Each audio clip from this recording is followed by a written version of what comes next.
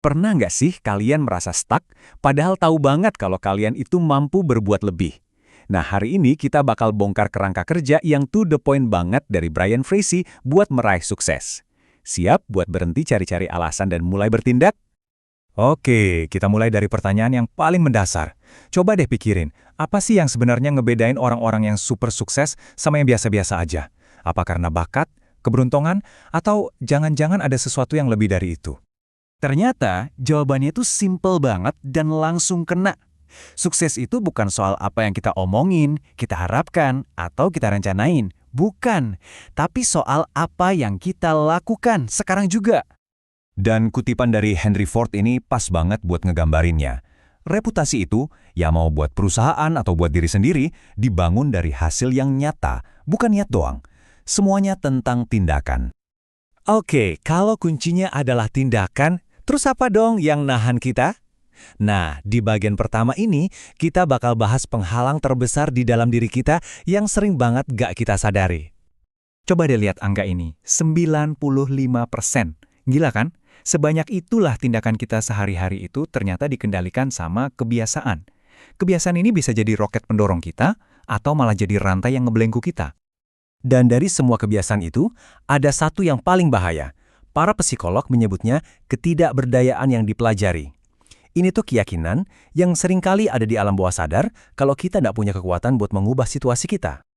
Analogi terbaiknya itu cerita tentang gajah. Waktu masih bayi, dia diikat pakai tali yang kuat. Dia coba berontak, tapi nggak bisa lepas. Akhirnya dia belajar, oh ada tali berarti aku nggak bisa kemana-mana. Nah, pas udah dewasa jadi raksasa 5 ton, keyakinan itu tetap nempel. Seutas tali kecil aja udah cukup buat nahan dia. Bukan karena talinya kuat, tapi karena keyakinan di kepalanya yang membatasi. Nah, sekarang pertanyaannya buat kita semua, apa tali nggak kelihatan yang selama ini nahan kita? Keyakinan-keyakinan apa? Kayak, aku nggak cukup pinter, atau aku nggak bakat di bidang itu, yang udah kita terima gitu aja sebagai sebuah kebenaran.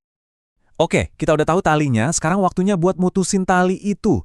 Dan ini semua dimulai dari satu perubahan pola pikir yang fundamental, ngambil alih lagi kendali penuh atas hidup kita.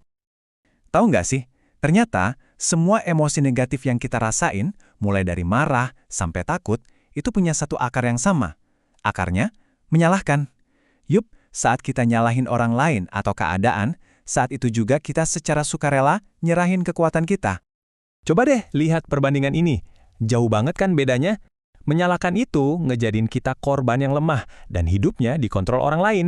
Sebaliknya, kalau kita ambil tanggung jawab penuh, kita jadi pemenang yang kuat dan kita yang pegang setir takdir kita sendiri. Nah, ini dia senjatanya. Cuma 3 kata. Setiap kali ngerasa negatif, coba deh ucapin kalimat ini. Saya bertanggung jawab. Kalimat ini tuh kayak tombol reset instan.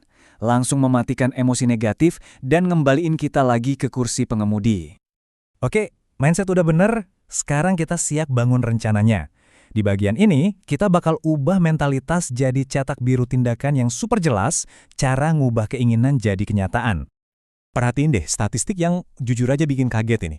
Cuma 3% orang dewasa yang punya tujuan hidup yang jelas dan tertulis.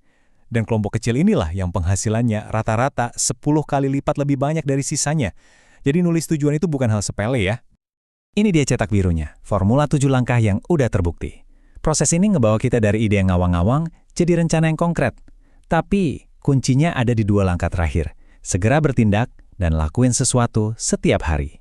Itulah yang ngebedain antara pemimpi dan pelaku.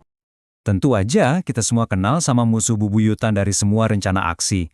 Dia itu monster yang suka bisikin, nanti aja deh. Yap, kita lagi ngomongin soal menunda-nunda alias prokrastinasi. Tapi tenang, monster ini bisa dikalahin kok. Ada banyak senjata ampuh, mulai dari sengaja nunda kerjaan yang gak penting, ngecah tugas gede jadi potongan-potongan kecil, sampai bikin janji ke orang lain biar kita malu kalau nggak ngerjain. Pilih aja strategi yang paling pas buat kalian, dan lawan balik. Oke, mindset udah, rencana udah, ibarat mobil, semuanya udah siap. Tapi kan butuh bensin kan? Nah, elemen terakhir inilah bahan bakarnya, yang bikin mesin kita terus jalan bahkan pas nanjak sekalipun. Kutipan dari Napoleon Hill ini dalam banget maknanya. Kegigihan itu bukan cuma soal coba lagi, tapi ini adalah sesuatu yang menempa karakter kita, bikin kita jadi sekuat baja. Makin gigih, makin kuat diri kita. Simpelnya gini, kegigihan itu ya disiplin diri yang lagi beraksi. Itu adalah keputusan sadar buat terus maju, bahkan pas semuanya lagi susah-susahnya dan rasanya pengen nyerah aja.